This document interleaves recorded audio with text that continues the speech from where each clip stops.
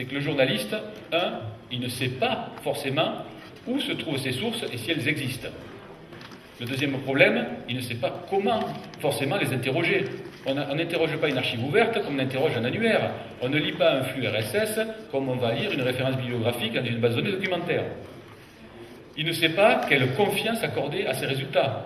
Est-ce que mon information est scientifiquement valide? Et enfin, comme il interroge une très grande masse d'informations, il a peu de moyens pour trier cette information et récupérer celle qui est pertinente. Une page d'annuaire ne se présente pas comme une référence bibliographique, ne se présente pas comme un article de site web. Il est très difficile de les comparer. Alors, ce que propose... dans l'état actuel des choses, nous, au niveau de notre projet, on s'est rendu compte qu'il y avait un problème culturel.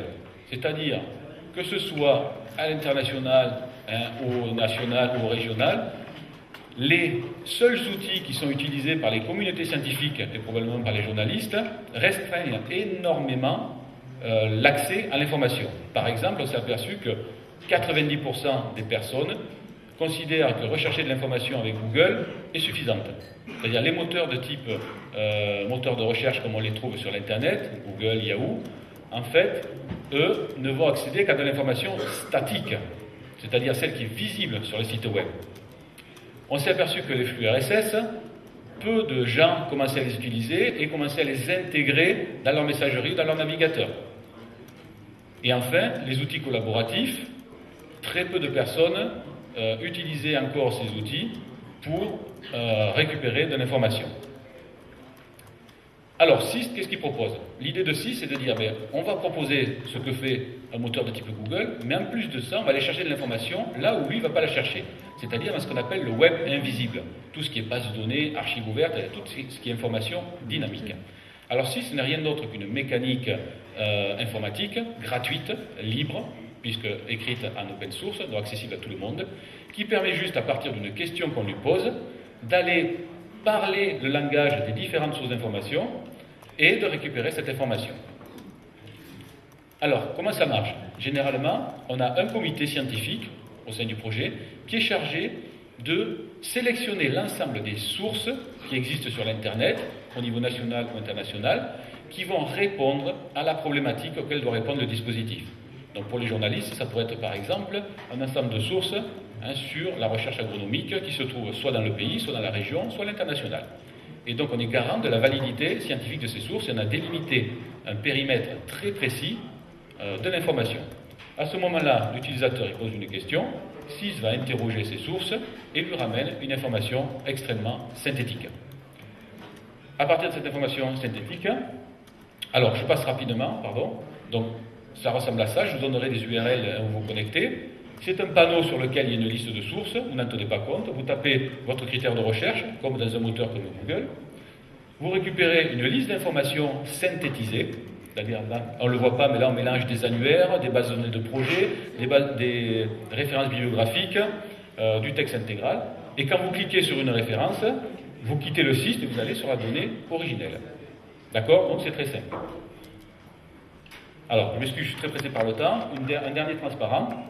Maintenant, comment faire le parallèle entre le projet SIST qui est à destination d'une communauté scientifique et la communauté des journalistes? Donc à mon avis, il y a deux possibilités.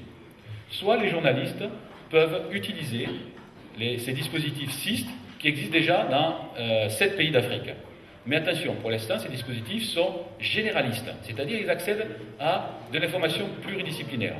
Donc on pourrait envisager qu'il y ait un encart qui soit fait dans les 6 pays pour gérer spécifiquement l'information du développement agricole, accessible donc aux journalistes et à la communauté.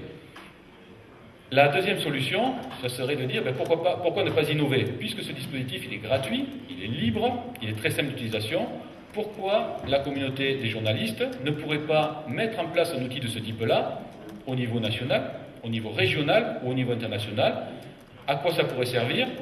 Eh bien, ça pourrait leur permettre, par exemple, donc de délimiter ensemble un périmètre d'information propre à la thématique qu'ils gèrent, et donc d'avoir un outil, un portail sur l'information qui est celle qu'ils traitent.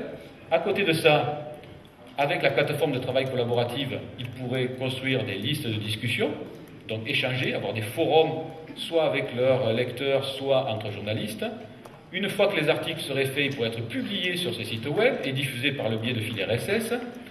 Une fois les articles écrits, on pourrait les structurer de manière intéressante dans ce qu'on appelle des wikis. Un wiki, c'est une construction encyclopédique, sous la forme de site web dynamique, de ces articles. Donc les journalistes de la région pourraient construire, avec leurs articles, une construction élaborée sur une thématique particulière. Et enfin, le dernier stade, ça serait de pouvoir construire un système d'information ou des bases de données entre les journalistes dans lequel ils pourraient partager leur annuaire de contact, les événements, une photothèque, une base de données documentaire, donc valoriser leurs connaissances et leurs publications au niveau d'un schéma beaucoup plus structuré. Voilà, je suis désolé d'avoir dépassé mon temps. Donc je vous donnerai un transparent où il y a des URL sur les sites qui existent. Et excusez-moi si le parallèle que j'ai fait entre les communautés scientifiques et la communauté des journalistes n'était pas exactement